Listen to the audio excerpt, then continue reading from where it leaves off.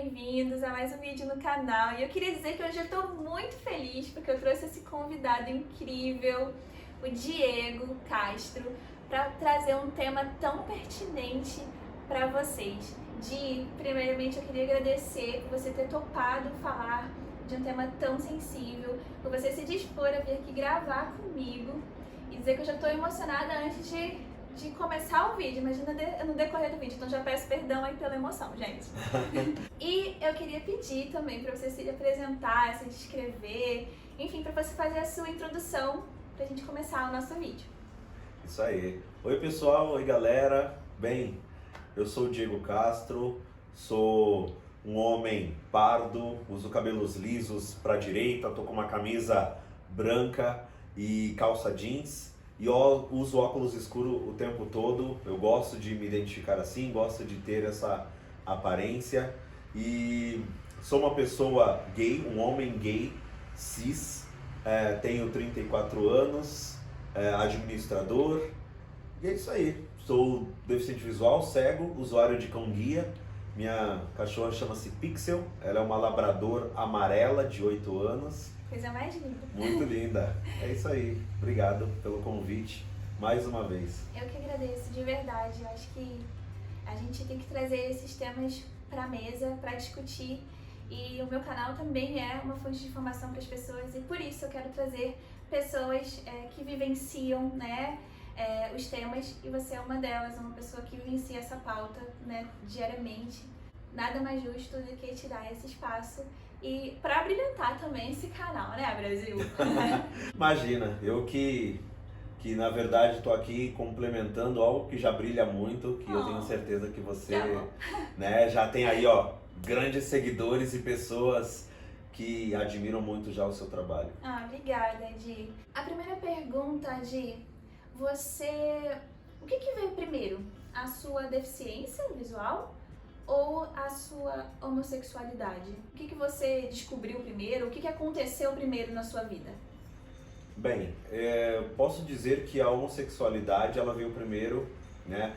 Talvez bem próximo ali do momento de descoberta foi um momento onde os primeiros sinais da deficiência apareceram. Mas a sexualidade, eu vou dizer que há muito tempo, eu me recordo assim alguns flashes de eu próximo dos 9, 10 anos já ter a atração masculina, já identificar isso. Não sabia na época o que era, né? Mas já tinha conseguido identificar que, puxa, as atrações que eu tinha não era igual. Eu acho que inicialmente veio como uma bissexualidade, né? Eu acho que todo pré-adolescente que tem uma tendência a ter a orientação sexual homossexual, homoafetiva, eu acho que nesse começo da adolescência vem primeiro uma bissexualidade. Eu acho que deve ter muita gente que já inicia diretamente, né, o lado gay, mas no meu caso teve essa bissexualidade. Então eu ainda tive paixões com mulheres, ainda tive aquela paixão mista e aquela confusão na cabeça de quem eu gosto, o que eu gosto. E aí a deficiência veio inicialmente aos 17 para 18 anos. E aí definitivamente aos 20 anos, então já tinha descoberto a minha sexualidade. E como foi que você perdeu a visão? A perda da visão ela veio oriunda de um descolamento de retina. Começou aos 17 anos, quando eu estava na escola, quando a visão do olho direito simplesmente apagou no meio da aula de história. Nossa. E eu lembro que eu falei para a professora, eu preciso sair da sala que eu não estou enxergando de um olho. E aí eu fui até o banheiro dos professores, na época onde tinha espelho, e aí abri bem o olho para falar, nossa, preciso abrir o olho, né? Deve ter alguma coisa no meu olho. O meu olho fechou repentinamente e na verdade o olho estava aberto e tudo preto, do olho direito. Então esse foi o início, e aí... Dessa perda, né? Dessa perda. E aí do olho direito nunca foi feito nenhum tipo de recurso, porque já não cabia mais recurso. E aí, ao identificar que o olho esquerdo também tinha um descolamento de retina, começou a saga aí de 3 anos para salvar essa visão, né? Inicialmente salvou, deixei de usar óculos na segunda cirurgia, foi maravilhoso, mas o próprio organismo ele descolava a retina por conta própria. E aí chegou um momento que o olho não aguentou de tanto descolar a retina, faz cirurgia de novo, chegou uma hora que o excesso de cirurgia fez com que o olho murchasse, né? Entendi. E esse processo, eu sei que o tema do vídeo não é esse, mas já que você perdeu a visão, e assim como muitos espectadores aqui do canal que assistem, né, que acompanham, estão passando por um processo de perda, esse processo para você foi tranquilo, foi difícil? Tentar resumir um pouco pra gente e até para inspirar essas pessoas que estão perdendo também a visão. Eu acho que a parte mais difícil para mim foi entre a baixa visão e a perda total da visão, que durou 1 ano. Uhum. Então, aos 19 anos, começou a baixar novamente a visão. E esse período de suspense, de expectativa, fé, isso dava uma confusão muito grande na minha cabeça, principalmente quando a gente falava, puxa, será que o mês que vem vai melhorar? O mês que vem a retina vai colar? O mês que vem, sempre isso era o será. Isso era muito difícil. E eu acho que uma aceitação de não enxergar o suficiente para andar pelas ruas e ao mesmo tempo não conseguir se aceitar. Nossa, totalmente cego. Exatamente. Então você não se aceita, você não aceita que você necessita de um recurso, mas você também não tem condições de se locomover com autonomia. E aí na perda da visão, quando realmente aconteceu a perda, eu acho que durante 1 mês foi mais uma questão emocional, de autoestima, até o momento de começar a andar com a bengala e perder a vergonha. Então, acontece durante um tempo, já conheci pessoas que levaram um tempo maior para conseguir se adaptar, até 10 anos. Sim, também né? conheço. Mas eu vou dizer que no meu caso, entre a cegueira e a reabilitação, foi 11 meses. Que legal. Então, Um caso bem raro e bastante sucesso, né? Porque quanto menos tempo você leva para se aceitar e se reabilitar, mais tempo você tem a sua vida ali normal de volta, né? Porque é uma vida normal, a gente tem uma vida normal, né? Exatamente. Guardadas as suas devidas adaptações, né? A gente tem uma vida normal. No meu 13º mês de cegueira, eu comecei a trabalhar na minha primeira empresa com carteira registrada, saindo de casa todos os dias. Que maravilhoso, Então, inspirador. Foi coragem, né? Mas eu acho que eu sou uma pessoa muito capitalista. Então eu acho que a necessidade financeira impulsionou bastante. Então eu acho que até uma dica para quem está perdendo a visão, a gente tem que reconsiderar as nossas prioridades. E alguma coisa tem que nos motivar. Sim. Né? Se a gente não construir algo que nos motive, não identificar algo que seja um motivador, e no meu caso, naquela época, era dinheiro porque eu gostava, queria fazer minha faculdade, eu queria viajar, eu adoro viajar, né? Eu sou muito consumista, queria comprar um celular, né? Então, isso te reforçou, né? Isso reforçou, exatamente. Que legal, muito legal essa experiência. E acho que é importante a gente trazer esses casos, né, aqui no canal, porque eu sempre falo da minha vivência, que nasceu com deficiência visual. E é legal trazer para as pessoas aqui casos em que as pessoas perderam e conseguiram se reabilitar e se colocar no mercado de trabalho e, né, estão aí felizes, vivendo uma vida normal, né, como pessoas normais que somos. Então vamos para a nossa próxima perguntinha aqui. Você então, com 20 anos, cego, já se aceitando, se assumindo, né, como pessoa gay para todo mundo, como que foi essa sensação sua de tipo, nossa, agora que eu tô dentro de um segmento de pessoa com deficiência, você pensou que ia ter menos ou mais preconceito? Como foi isso? Dentro do segmento da pessoa com deficiência ou dentro do segmento do LGBTQIA+, como que você vivenciou esses dois marcadores nesses dois segmentos? Foram cenários bem diferentes e bem com impactos, vou dizer que dentro do mundo das pessoas com deficiência visual, a aceitação da minha homossexualidade foi divertida. Na época existia um bate-papo chamado Blind Brasil por telefone, e foi a partir dali que eu, desde o primeiro dia, falava que eu era gay, criava alguns estereótipos. Na verdade, sempre brinquei, né? Sempre fui uma pessoa que faz vozes distintas, né? Às vezes, dependendo da pessoa com quem eu converso, eu reforço o estereótipo gay, né? Às vezes pra ela até quebrar drag. também, né? E alegra, porque eu acho que é algo muito descontraído, né? E não querendo dizer que talvez as pessoas com deficiência visual daquele momento nunca tivessem convivido com um homem gay, mas que talvez muitos realmente nunca tinham convivido ou nunca tinham criado não tinham tido alguma experiência. E foi a mais engraçada do mundo, porque as pessoas, primeiramente, se divertiam com a minha homossexualidade, com meus trejeitos forçados ali. E no primeiro encontro com essas pessoas, acho que durou 10 minutos. As pessoas que vinham assim inicialmente ficavam com receio de abraçar, principalmente os homens, né? Ah, não vou abraçar, e eu sou muito de abraço, né? Eu sou muito do toque pelo abraço, né? Aperto de mão pra mim só por negócios mesmo, né? E no começo, eu acho que no primeiro encontro no máximo, os primeiros 10 minutos, algumas pessoas ficaram um pouco, o que ele vai fazer? Ele vai querer me agarrar à força, né? Sempre todo mundo imagina isso, né? E aí, quanto mais essas pessoas falavam, quanto mais eu percebia que elas estavam sem jeito, mais eu abraçava elas, pulava no colo, né?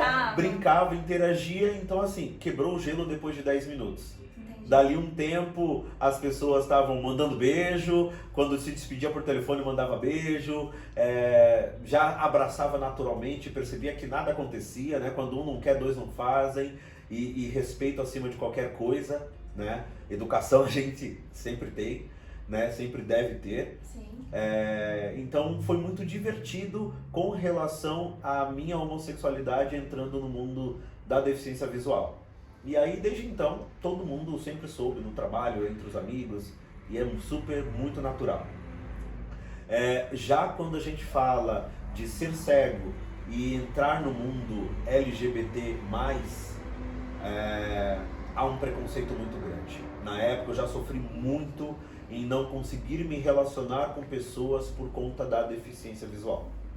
Então já aconteceu, por exemplo, de ir em baladas e ficar de canto, né? E aí você vai com seus amigos, os amigos se arranjam ali e você não arranja nada, né? E quando alguém se aproxima de você, eu sempre usei o óculos escuro, mas na balada isso não é um sinônimo de deficiência, né? Pelo contrário, às vezes uma balada pode ser apenas ou porque você bebeu muito, ou porque simplesmente as luzes da pista te atrapalham, te incomodam, e aí as pessoas chegavam. Mas aí eu sempre quis deixar claro, olha, tudo bem, tudo, olha, eu tenho deficiência visual, beleza, eu vou ali pegar uma cerveja e nunca mais voltava. Né? Então, acontecia muito disso. Você acha que isso tem a ver com o fato dos homens serem mais preconceituosos ou terem mais medo ou buscarem mais a perfeição, serem mais visuais do que as mulheres? Eu já pensei muito nisso, eu tenho isso como uma convicção. A mulher, eu acho que por ela já ter esse lado, esse instinto materno, que naturalmente traz aquele o cuidar, o zelar, isso faz com que ela não se assusta, né? Ela não se assusta. E se ela gostar do cara, ela não vai fugir daquilo. Exatamente. Porque ela gosta do cara, se ela tiver que cuidar, mesmo que ela não precise. Foge à luta, né? Mesmo que ela não precise cuidar. Chega lá, ela namora um cara cego, é cadeirante, ele é super independente, mas ela não tem medo se ela precisar. Ela é mais racional, né? E ela sabe que nessa racionalidade da mulher, e também eu acho que ela tem um equilíbrio melhor entre o racional e o sentimental, que ela sabe que a deficiência não vai ser nenhum impeditivo, né? Então eu tenho amigos cadeirantes casados com mulheres que não têm deficiência. Eu tenho amigos cegos casados com mulheres sem deficiência. Mas a grande maioria das minhas amigas com deficiência heterossexuais não tem relacionamento com homens que não têm deficiência, por exemplo. São pouquíssimos mesmo. Eu até trouxe. Caso raro. Até trouxe o caso da Magda e do Marcos aqui no canal. Sim. Quem quiser ouvir um pouquinho mais da história deles, eu vou deixar o link aqui embaixo. E eles contam um pouquinho do desafio que é, né, de enfrentar os preconceitos que eles enfrentam também enquanto casal, vamos dizer aí, misto. Não tem um nome pra isso, mas onde um tem deficiência e o outro não. Exatamente. Então, no mundo LGBT+, É que eu queria saber das mulheres, né? Lésbicas? Que possa falar um pouco mais sobre isso. Eu acredito, não tenho nenhuma referência assim que eu recorde agora, mas eu acho que mesmo as mulheres lésbicas, elas conseguiriam se relacionar mais. Eu também tenho essa Eu impressão. imagino Eu que conheço sim. algumas na internet, assim, que são pessoas com deficiência e são lésbicas e tem se relacionam com pessoas sem deficiência. Então eu acho que, assim, eu conheço poucas, mas acho que eu conheço, elas se relacionam com pessoas sem deficiência. É muito legal ter essa visão, né? A gente entender por que esse comportamento acontece. Não só reclamar, mas entender por que ele acontece, porque quando a gente entende, a gente consegue combater, né? Exatamente.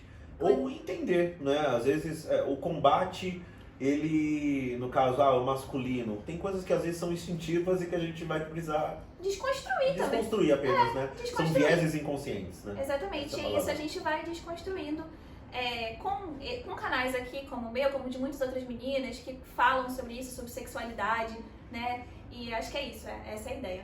E a próxima pergunta, ela tem a ver um pouco com isso que a gente estava falando. Para você, tem algum marcador social, assim, né, nesse segmento, nesses dois segmentos, que pesa mais, que te traz mais tristeza, mais incômodo ou mais preconceito? No geral, não tô querendo dizer agora nos segmentos, tá? No geral. Marcador social. Eu acho que quando a gente fala de sociedade,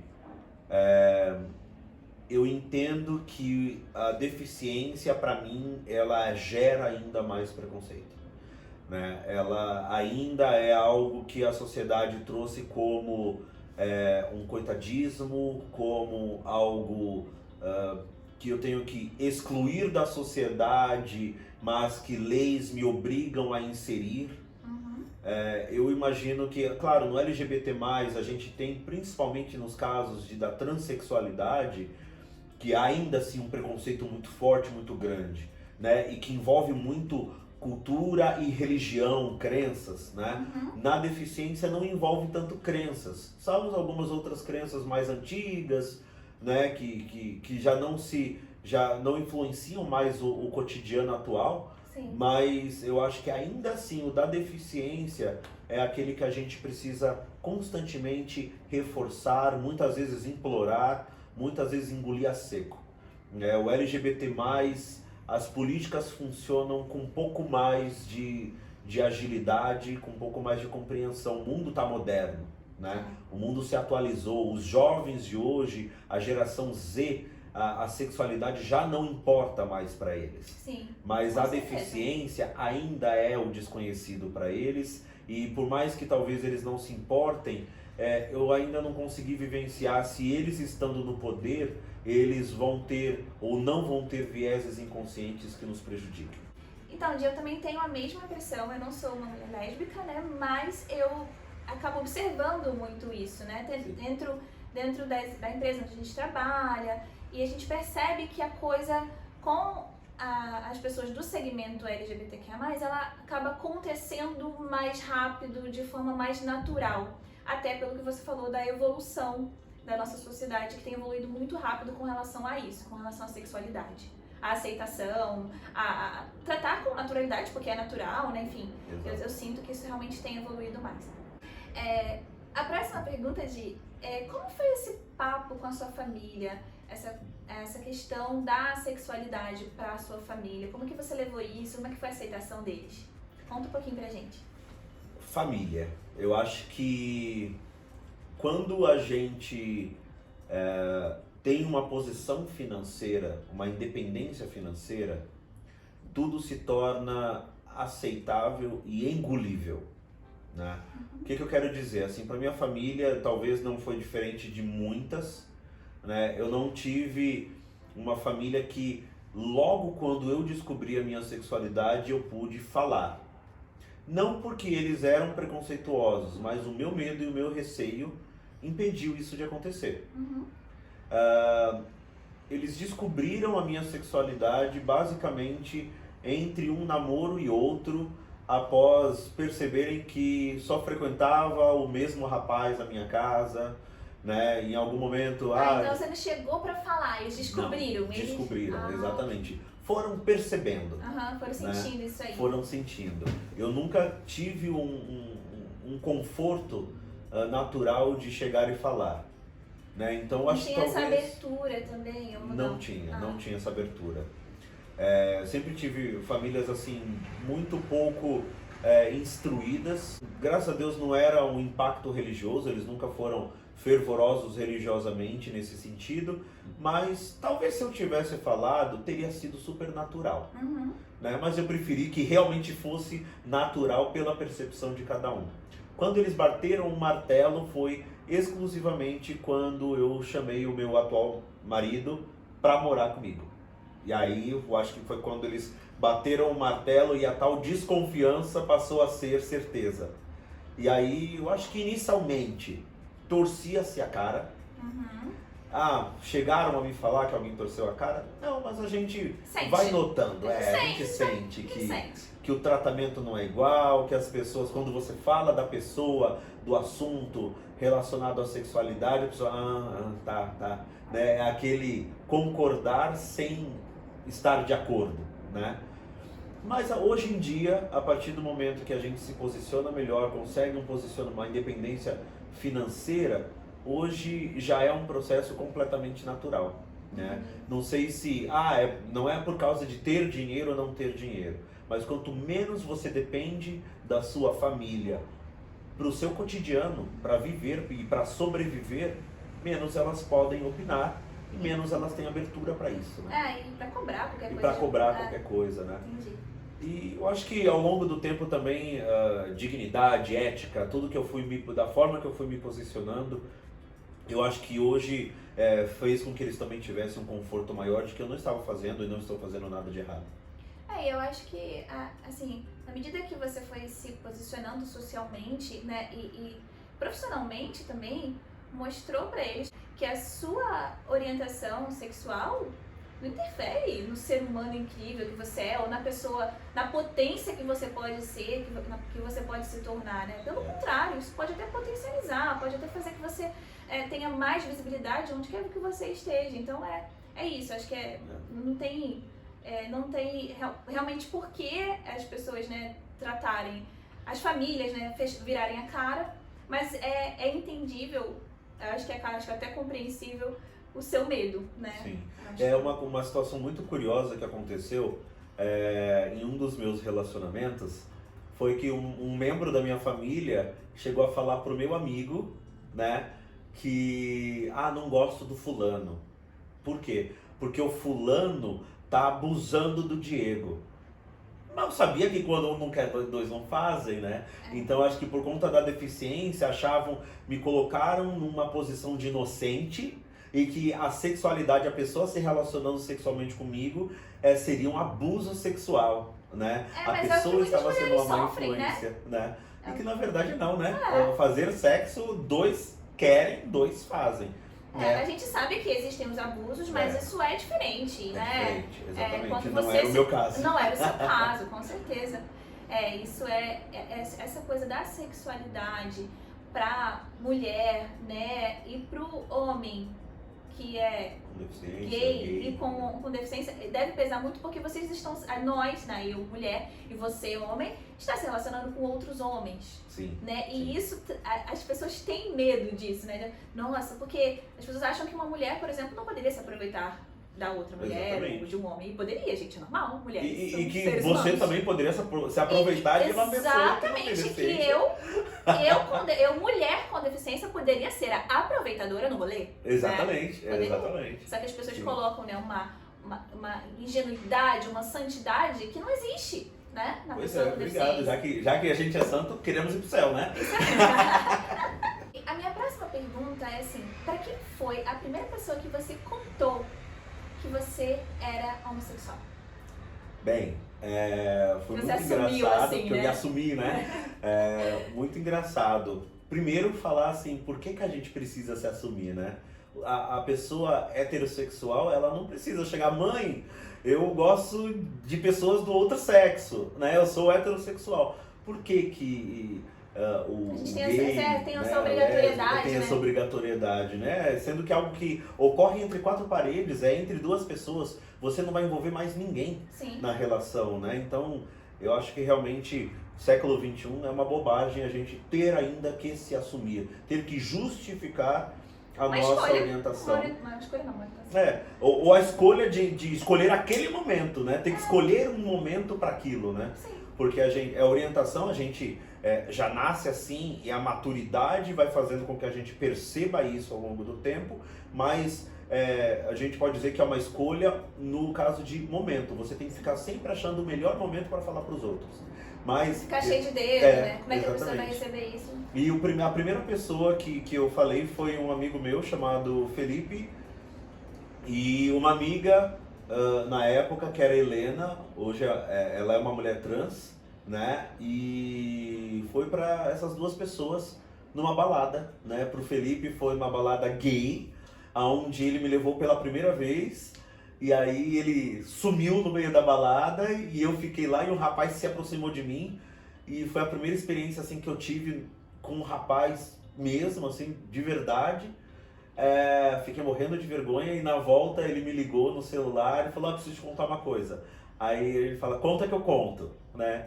Aí ele soltou, você beijou um cara? Falei, beijei. Ele, eu também. Pronto. Aí, na verdade ele já era, né? Bastante tempo. Há bastante tempo, né? Ele só tava, né, claro, se fazendo também de descoberta ali. Entendi. E para Helena também foi mais ou menos isso. Foi uma bebedeira na casa da Helena na época. Ela morava com a mãe naquela época e aí bebeu, preciso contar uma coisa e contou.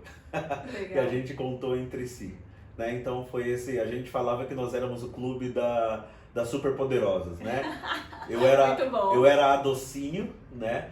Porque eu sempre tomava doce de alguém, né? Sempre alguém me deixava esperando. Meu Deus. O Felipe era a lindinha, né? Porque o Felipe sempre foi super vaidoso, então sempre se achou assim a última bolacha do pacote. Então era lindinha. E a Helena a florzinha, né? Porque era a carente de todas ali, era a que sofria, né? A Helena do Manuel Carlos, né? A famosa Helena. E eu acho que foi até por isso que ela escolheu a Helena, né? Que legal. Um dos motivos, né? Foi por conta do estereótipo que a Helena das novelas do Manuel Carlos acaba tendo, né? Acabam tendo, legal. Exatamente. Muito legal, Di. Tô gostando muito de trazer esse papo aqui. E agora, assim, uma pergunta que é um pouco mais íntima, mas não tão íntima, mas assim, você falou que é casado, né? Sim. E fala um pouquinho do seu relacionamento com o seu marido, como foi esse processo para vocês dois e para as famílias, porque eu acredito que, né, como a gente tem entraves nas famílias de casais héteros, né, eu imagino que tenha também de casais homossexuais e como né, porque eu sei que ele enxerga, a gente não falou isso aqui, mas o marido dele enxerga. Sim. E como foi isso pra vocês dois, assim, trazer essa coisa da deficiência e da homossexualidade junto para as famílias, assim? Eu acho que, principalmente quando a gente fala da família dele, foi um processo mais direto, só que com menos impacto. A família dele é maravilhosa, são muito sorridentes, bagunceiros, no bom sentido, né, divertidos. Então a família dele, eu acho que ele não era assumido naquele momento para a família dele e eu fui a pessoa que ele criou coragem para assumir. Né? E sempre foi algo que pelo menos sempre fui muito bem tratado, nunca percebi cruzamento de olhares, pelo contrário, né? A família dele é de Cuiabá, as 2 vezes que eu fui até lá e todas as vezes que eles vieram, que a gente teve algum tipo de interação, foi sempre de muito sorriso, de muita tranquilidade, de piadas. Né? Nossa senhora, eu dava muita risada. A primeira vez que eu encontrei uma das irmãs dele e os sobrinhos, assim, foi muita risada. O restaurante, acho que a gente era os mais felizes daquele momento. Então a família dele sempre me acolheu muito bem. A minha família com ele, por conta da deficiência, eu imagino que teve a primeira resistência de início, né? Então sempre foi aquela preocupação que você está fazendo e a gente foi, logo com 11 meses de relacionamento, a gente decidiu morar juntos. Então aquilo foi um impacto grande, né? Porque foi naquele momento em que eles perceberam que eu assumi. Que eu era, né? Não que eu assumi, né? Que eles perceberam que eu era. Mas depois, com o passar do tempo, a minha família foi se acostumando mais. Eu acho que eles ainda são um pouco resistentes em alguns pontos, mas é mais uma questão de desencanar, né? Ele acabou também criando uma autodefesa com relação à minha família, e a minha família não consegue também ainda saber qual é o momento de se aproximar mais, né? Eles ainda Criou um bloqueio ali, criou um né? bloqueio, né? Que se criou do início, agora tem que tirar isso, né? E não tirar é fácil, né? não é fácil, não é fácil. E o relacionamento de vocês funciona muito bem? Vocês dois lidam muito bem com essa coisa da deficiência? Os fatores externos algumas vezes influenciam as pessoas? Como é que funciona isso, assim? Ele comprou muito a minha causa, né? Ele comprou muito essa questão de brigar pelos direitos, né? Então, a nossa relação, ela é quase uma união única, né? A gente parece um ser apenas. Parece que ele ficou uma pessoa com deficiência. Exatamente, né? Ele vestiu a camisa ali da causa. Vestiu a camisa. Só que nós, como pessoas, somos muito diferentes. Assim, ambos somos extrovertidos, ambos gostamos de viajar, gostamos de curtir a natureza, mas eu sou muito agitado e muito expansivo com as pessoas, faço amizade com muita facilidade. Ele já é, como um bom pisciano, desconfiado até da própria sombra. Então... ele já não é tão Ele demora um expansivo. pouquinho mais, né, pra pegar essa intimidade que você já cria de cara com as pessoas. Exatamente, exatamente. Eu já chego abraçando, chamando de melhores amigos, e ele vai levar ali 3 anos pra chamar o convidar cara, pra jantar. pra chamar o cara de amigo, quanto mais melhor amigo. Exatamente, né? Exatamente.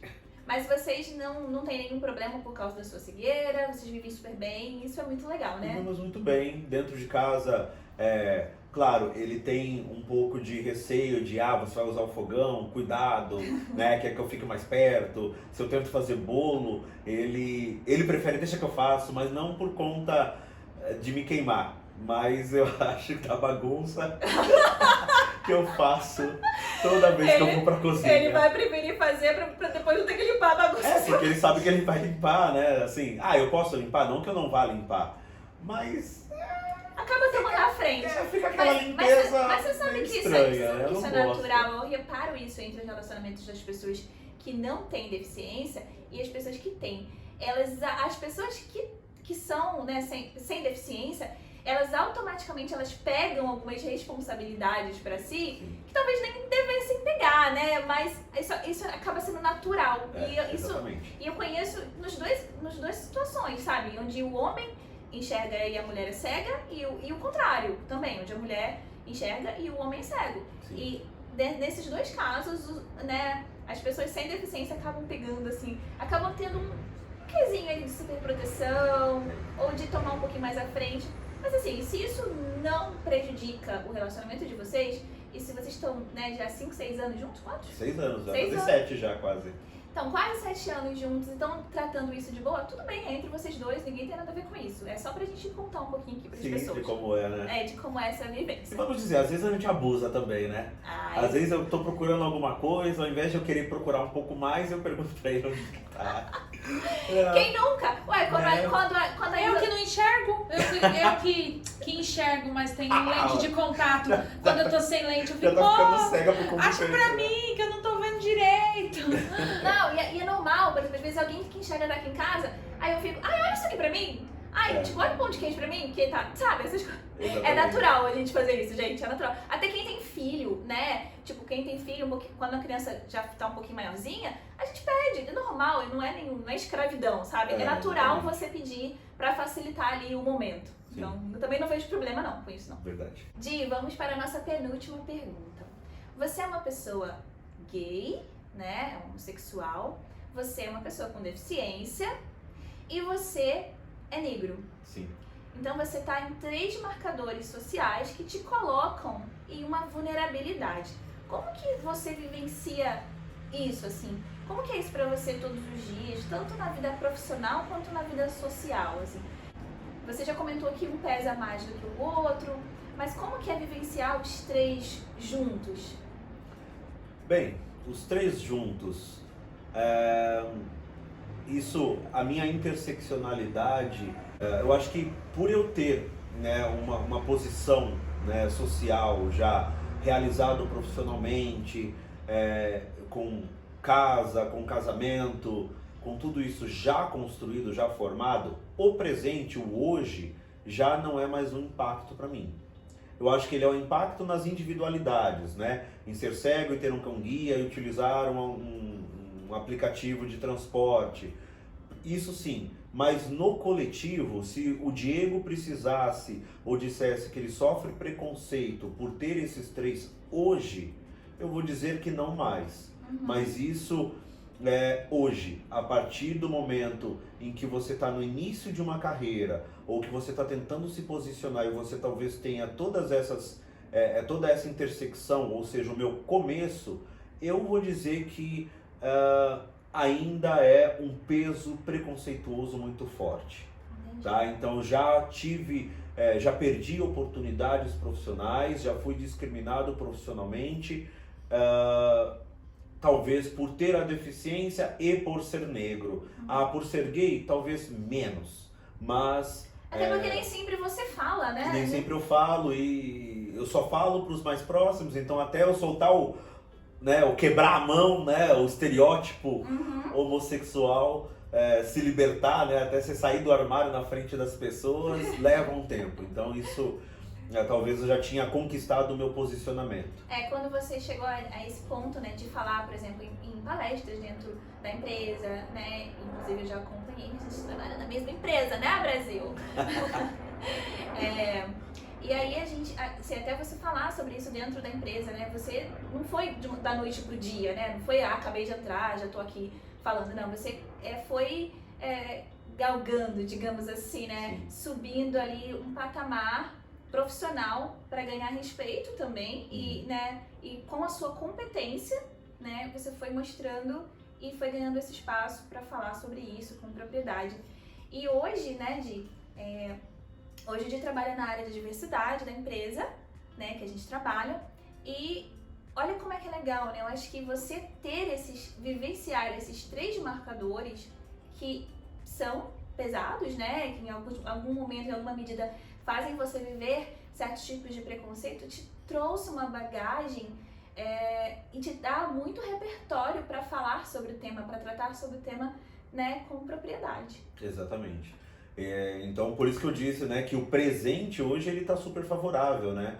Profissionalmente eu estou fazendo o que eu amo, estou bem estabelecido nas minhas relações sociais, conjugais, né, com os meus amigos, né, profissionais de todas as formas, né, mas o começo não é fácil, não é tão tranquilo, né? Eu acho que principalmente quando essa intersecção ela origina ou ela se agrava mais quando você vem de família pobre, né? Quando você não consegue... Que já é um outro marcador, né? Outro marcador, exatamente. Então isso pesa a intersecção a partir do momento que você está na margem da sociedade, quando você está mais afastado da condição social de bancar um estudo no exterior, ter estudado a vida toda em escolas particulares que te impulsionavam para uma faculdade pública de ponta, né? Então tudo isso pesa.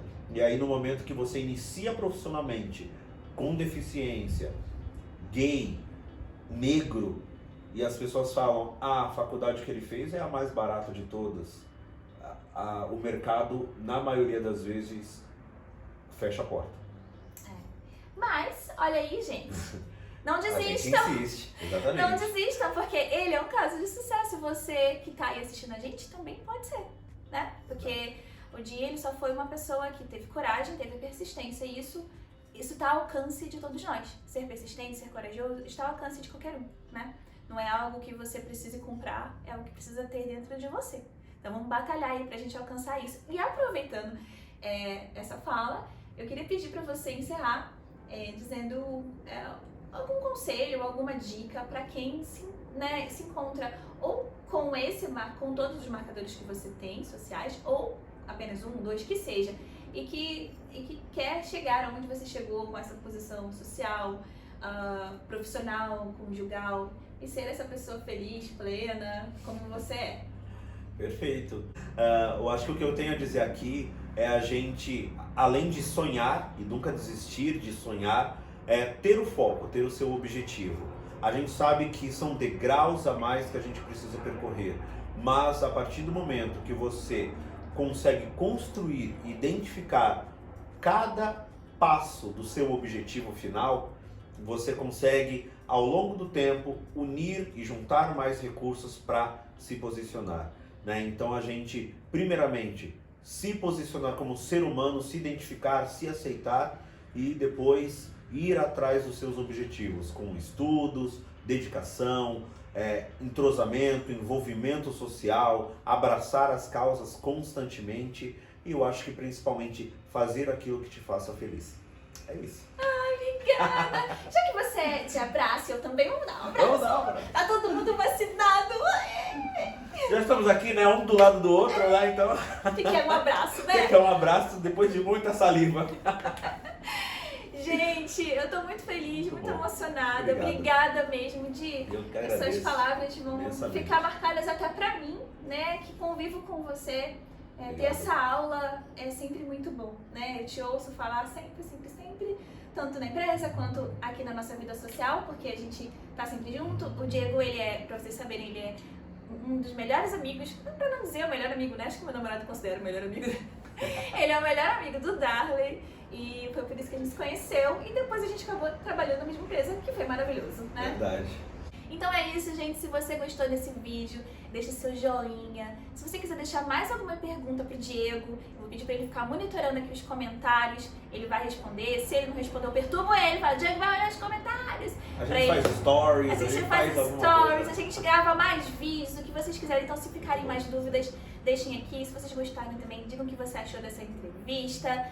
E, bom, eu espero que ele possa voltar mais vezes. Agora pra gente cantar, né, Pra Di? cantar, exatamente. Gente, o Di é fã de Sandy também, assim como eu. Gente, ele conhece a Sandy, eu não conheço. Eu tenho... Vamos providenciar então, falar, Sandy, fica a dica, marquem aí, galera. Iniciamos a campanha agora. Vamos fazer Diego apresentar Sandy para a Geisa. Vamos lá, galera!